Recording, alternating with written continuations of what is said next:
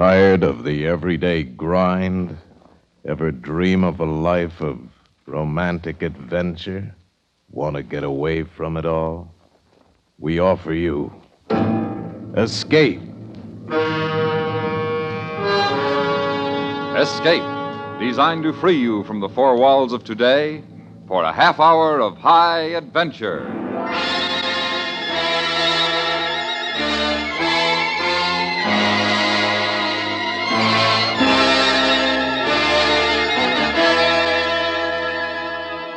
You are standing alone in a mountain village somewhere in the puppet country of Andorra, the high crags of the Pyrenees trapping the last of the daylight. And you know that in one of the stone houses facing you, behind one of the doors that is closed against you, is a beautiful woman whom you must find before she meets her death. Listen now as Escape brings you Kathleen Height's story, The Dark Wall.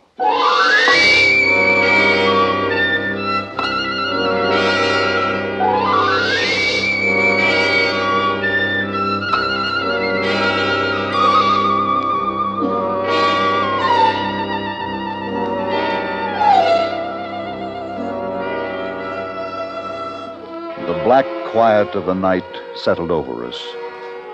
I could hear only the silky ripple of the river Segre nearby, and a thin whisper of wind in the high pines above us. The strained silence of the day was over. Joyce was sleeping quietly now, a few feet away. I sank into my sleeping bag and prayed that things would go better tomorrow.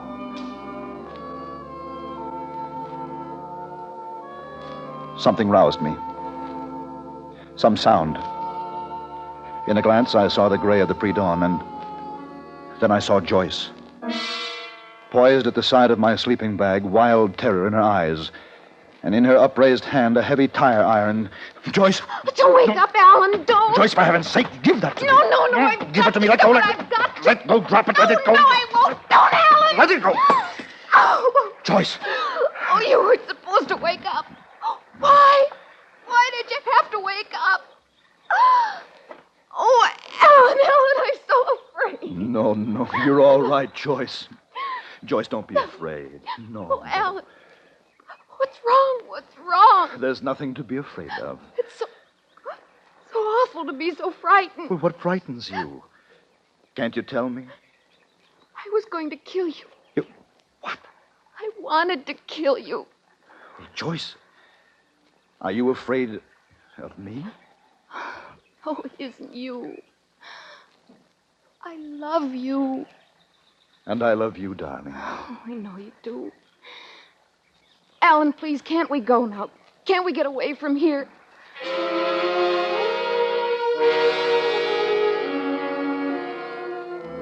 I knew now that Joyce needed care, quickly. Her sickness, whatever it was, had been a growing thing. As we drove through the narrow, winding roads of the Pyrenees toward the tiny state of Andorra, I tried to forget what had happened. Tried to ignore the mounting wall of silence between us. Something in that silence told me that Joyce's fears were greater than mine. Why are you stopping here? The road forks up there just ahead. I want to look at the maps. I'm not sure which way we're supposed to turn. Aren't there any towns? Well, Are we ever going to see people and buildings again? you can't be too far from Andorra la Vieja, but I doubt if this road we're on is even on the map. Then let's go back, Alan. Let's see now. If we don't know what's ahead, let's go back to Lerida or Barcelona. Anywhere but here. It was a long way back, Joyce. I don't care. This place, all tanglewood and pines, the narrow paths that twist and wander. We're not lost, darling. Then where are we? I don't like it, Alan. It's just a wild, lonely place. And it frightens me, and I beg you to take me out of here. All right, darling. Don't worry. I know what's behind me. But ahead, it's all unknown. Oh, I'm afraid of what's ahead. No, you mustn't be afraid, Joyce. I won't let anything happen.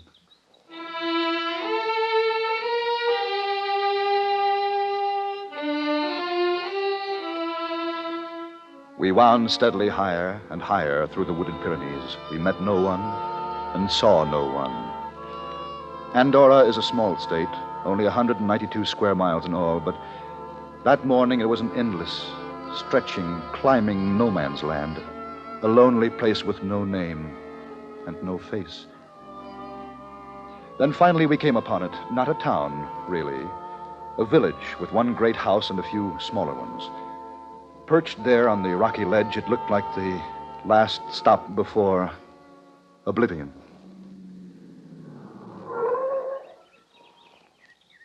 It's so quiet. I wonder where the people are. I wonder if there are people. It's not a town at all. Perhaps we should have turned back when you said to. Look. Huh? Look at the window. Where? Well, I know I saw a face in the window. Oh? There's someone here, Alan, someone. No, you don't want to stay here, darling. Even if we find someone, this isn't the place for us now. Look, you see? The door, it's opening. Alan, someone is here. But, Joyce, this isn't the...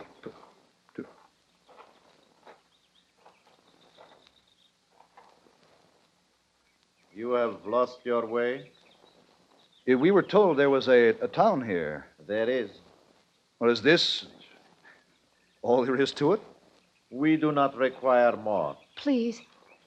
I'm tired. I need rest. Can't we stay here?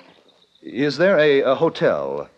Any place where we can get a room? There is what your eyes tell you there is, and no more. Is there a larger town anywhere near here? You are in Andorra. Nothing is far away. Nothing is easily reached. What's the matter with you people? Must you always talk in riddles? Can't you answer questions? Alan, Can't you... Please. We must stay here somehow. Just a while. I need to stop a while. She is your wife? Yes. There is no hotel. I see there isn't. This house has many rooms, but we are a large family. Please. Please, understand me. I've got to stay here. I can't wind around any more narrow trails. I've got to stop and rest. Can't you understand? Can't I make either of you understand? Darling, it's all right. We'll find a room. You'll rest. Now, you mustn't worry, Joyce. I must sleep. I must. No matter what happens, I must sleep. Can't you do something? Lady, you come. Woman!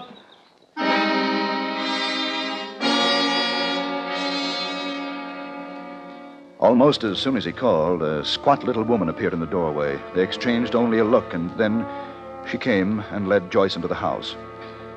At first, I thought the man meant for me to stay outside. He moved as if to stop me from following. Then he stepped back, and I walked into the house.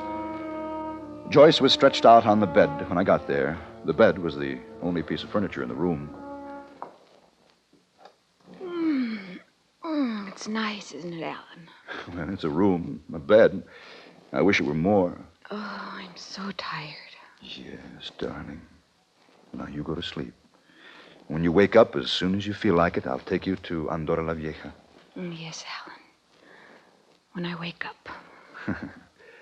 Sleep well, darling.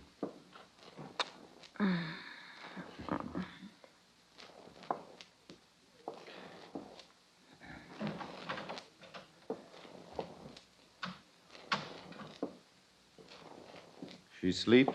Oh, she's very tired. The woman says she trembled. The woman says she is full of fear. I don't suppose there's a doctor anywhere around here. We have no need for doctors.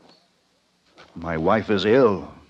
We have need for a doctor. You will not find one here. I know. I know. Hey, what? Hey, get away from that car.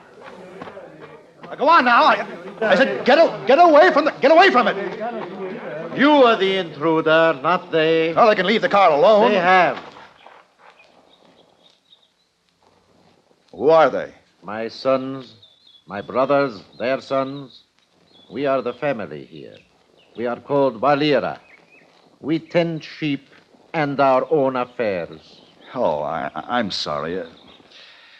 I'm worried about my wife. I didn't mean to shout at them. Most of the time, our mountains protect us. We do not like intruders. It is not so bad in winter.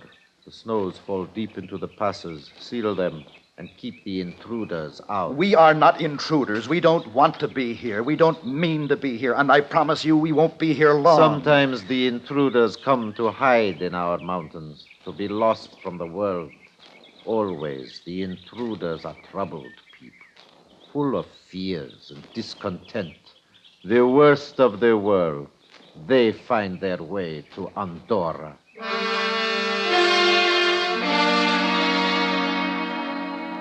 I walked away from him, along the crude cobble of the village path, away from the great house and the smaller ones. And everywhere, the sons, the brothers and their sons of Valera watched me with silent distrust. I walked to the rocky pinnacle that was the edge of the village, and beyond, as far as I could see, the awesome Pyrenees reached higher and higher, like a great wall, closing out the rest of the world. I went back to the house where Joyce slept. The woman is with her. She called out, and the woman went into her. Well, I shouldn't have left her alone. I must... Wait. What? The woman has brought her quiet. That is enough. I wouldn't try to keep me out here if I were... How is she, woman?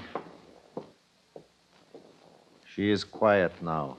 The woman would not leave her so if she were not Joyce! quiet. Oh, Joyce, darling. They said you'd gone. No. Only for a little while. Only while you slept. Don't. What? Don't come any closer. Oh, Joyce. What is it? Please. Leave me alone. I want you to leave me alone. Oh, we're going to get out of this place, darling. Together. No. No, I won't go. I won't. We'll find the right road. It can't be far. And I promise you, darling, everything will be all right. We won't come here again, ever. Why don't you listen? Huh? I talk to you and you don't listen. I'm not going with you. You can't make me go with you. No. Joyce, wait. Don't let him take me away. Please don't let him take me away. Joyce was clinging to the woman. Valera stepped in front of them as I came back to the front room, and beside him, from every corner of the room, the rest of the Valera men began to form a wall between Joyce and me. A wall of men, silent men, with staring distrust in their eyes. What are you trying to do? Oh, can't you see she's sick? I've got to get her out of here. Don't you know that? I'm taking her with me. And the whole lot of you can't stop me.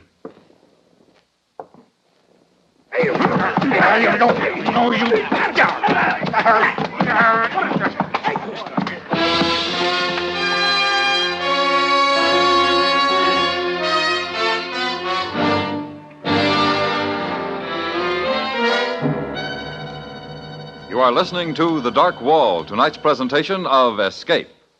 One advantage in having several radios about the house is that they make it possible for housewives to listen while they work. A kitchen set, another in the living room, perhaps a third in the bedroom. Keep them all tuned into CBS Radio for our great roster of daytime dramatic stories. And now Escape and the second act of The Dark Wall.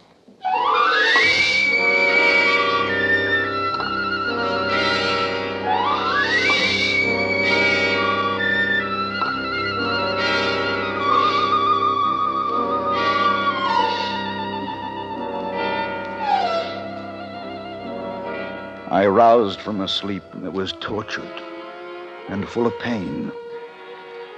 A bright afternoon sun shone in a haze about me, and when my vision cut through it, I saw nothing my eyes had seen before. I was in my own car, pulled to one side of a road that was wider than any I'd seen for days. And not far in the distance, I could hear the approach of other cars, but none were yet in my view. I got out, stood in the roadway. For all the stiff pain of me, it felt good to be a part of the world again. But then I remembered Joyce and the wall of Valera men, and I was lost and lonely and sick.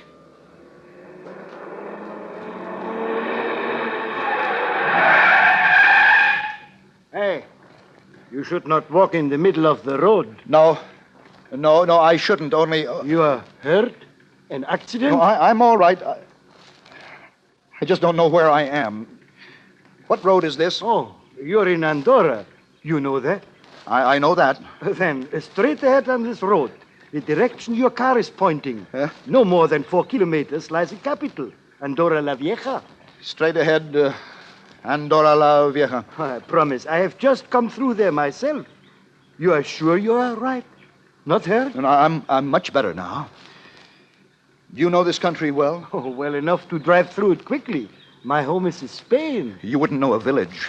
Near here, maybe a small village where everyone is called Valera? No, I would not know it. There are many such villages in Andorra, if you can find them. I must find it. Perhaps in Andorra la Vieja? Perhaps.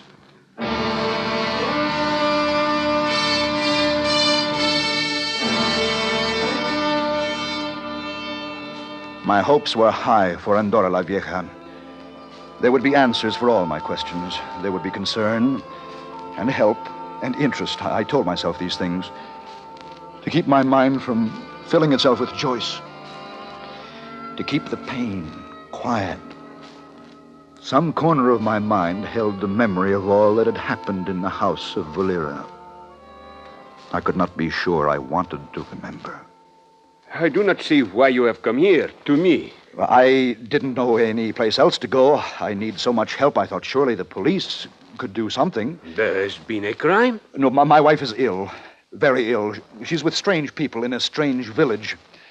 I've got to find help for her and go back there. Then why do you not do this? Why do you bother me? I've told you. Will you try to understand me? I don't know where the village is. I don't think it's far away, but I don't know where it is. It has a name, the village? I don't know that. The people there are called Valera. There is a river called Valera. No, I saw no river. No, not there. It was high, on a rocky crest of a mountain, just a few houses.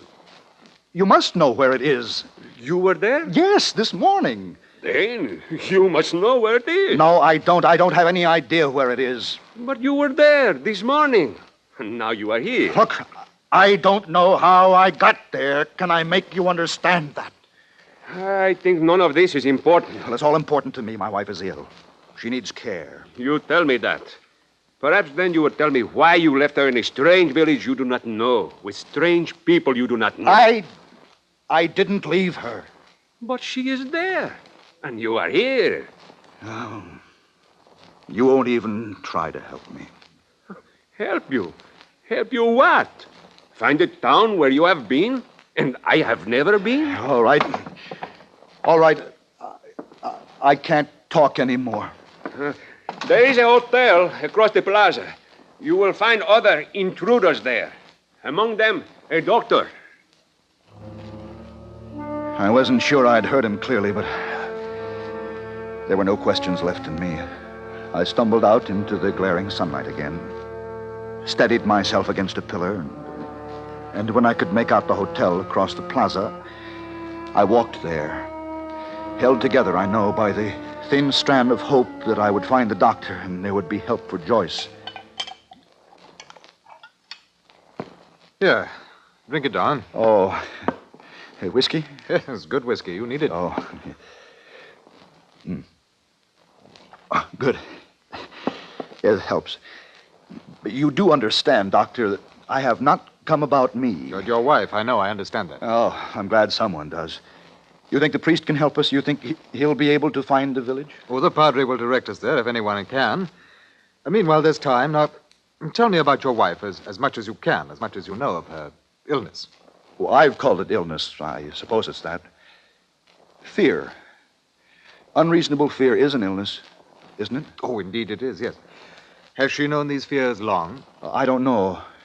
We've been married less than a month. I knew her only a short time before that.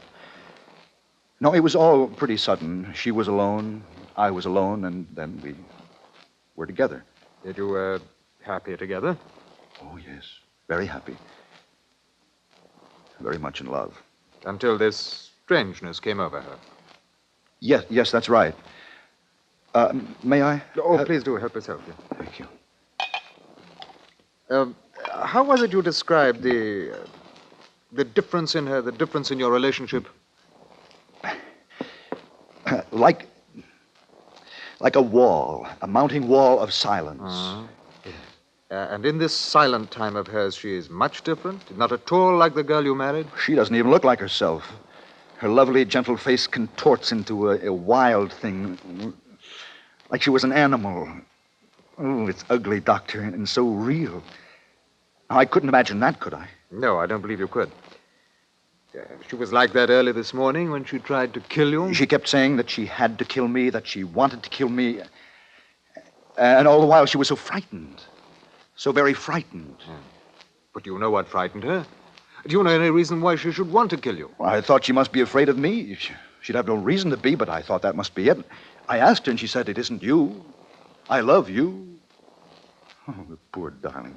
And she said that after she tried to kill you? Almost immediately afterward. It's a complete contradiction, I know, but that's the way it is. As if Joyce were two persons, two directly opposite persons. That may be precisely the case, you know. I don't understand.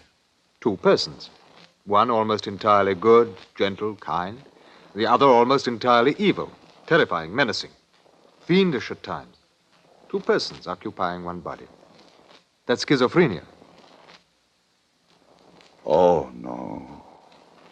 No, not Joyce, Doctor. Oh, I'd have to be sure, of course, but from what you said, but still, I'd have to see her, talk with her, or there are many steps to take. No, the important thing now is to see her as soon as possible. Schizophrenia, that's hopeless, isn't it? I mean, there's no cure, is there? Well, it depends largely, I should say, on how long these two personalities within her have been warring one with another, the good and the evil, and the moral and the immoral. If the cleavage is minor at this point, if the breach between her two selves, as it were, is not yet great, then there is a measure of hope. But she couldn't go on this way indefinitely, being two people. Mustn't one of herselves, as you say, win this war? If it progresses unchecked, well, then, yes, one self will emerge triumphant. Which is a poor war word here, for in such an instance, the evil almost inevitably triumphs over the good. Can we go to her now? Yes, I'm sure the Padre will have our directions.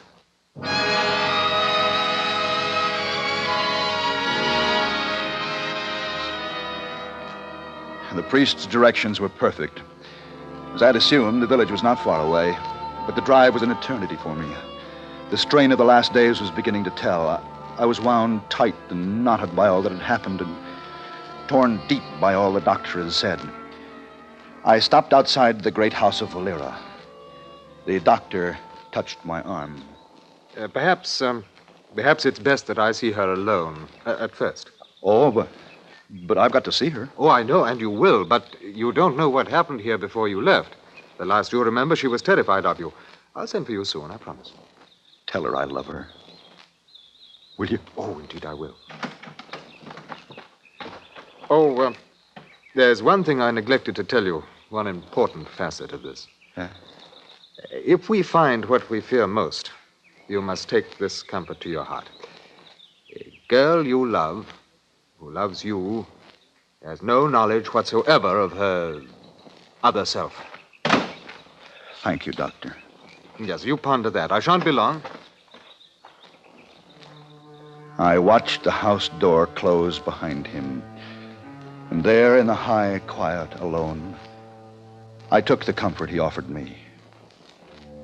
The Joyce I loved me. That was all there was, really. All in the world I needed to know.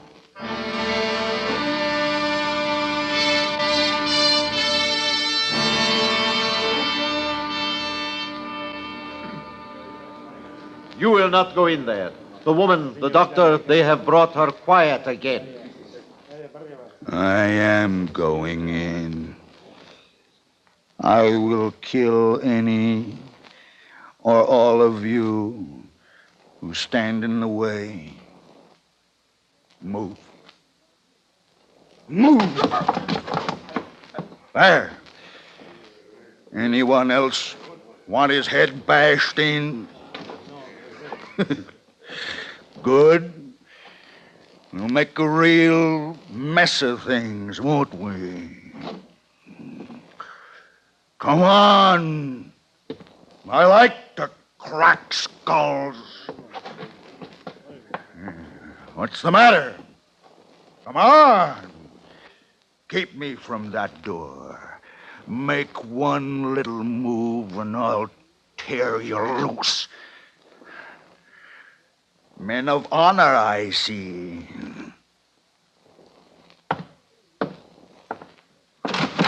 Where is she? Don't let him. Don't let him try to kill me again. Look at her. Look at all of you crawling, shrinking cowards. What are you, gentlemen? You make me sick, all of you. I killed him, you know. He was a gentleman.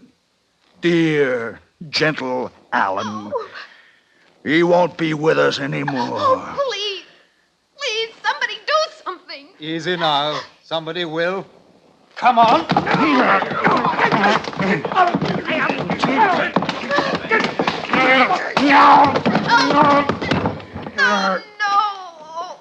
Alan.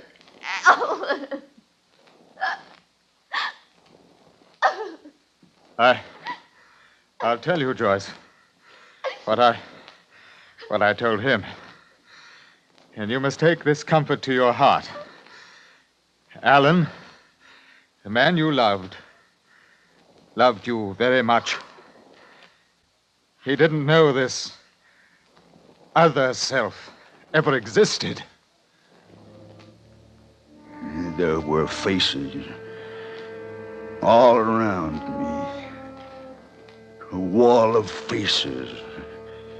Senseless, staring faces.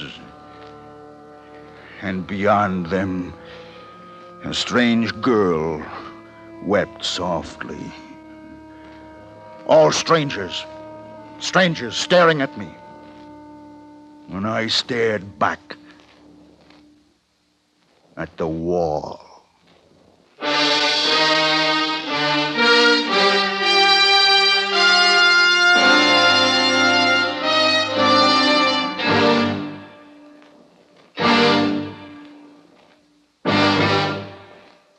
Under the direction of Norman Macdonald, Escape has brought you The Dark Wall by Kathleen Hite, starring John Dehner with Joyce McCluskey. Featured in the cast were Ben Wright, Edgar Barrier, Nestor Paiva, and Fritz Feld. Your announcer, George Walsh. The special music for Escape is composed and conducted by Leith Stevens. Next week.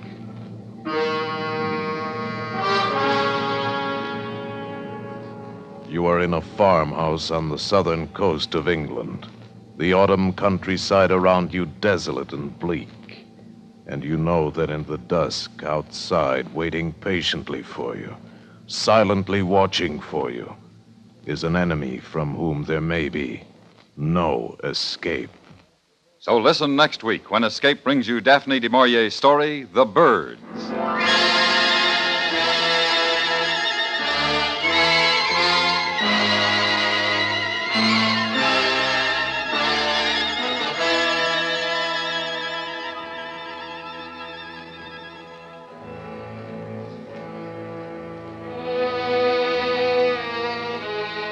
A reminder for drama and adventure fans, two of CBS Radio's best-known thrillers, Gangbusters and Gunsmoke, both heard Saturday nights, will be moving to Monday evenings on most of these same stations after this Saturday's performances. Follow the latest crime clues and true crime-smashing drama on Gangbusters this Saturday night, and don't miss U.S. Marshal Matt Dillon's latest Western adventure on Gunsmoke the same evening. Then, after this Saturday, remember to listen for them both on their new night starting next Monday, July 5th. Listen while you work. Enjoy Argyle Sunday, Monday through Friday on the CBS Radio Network.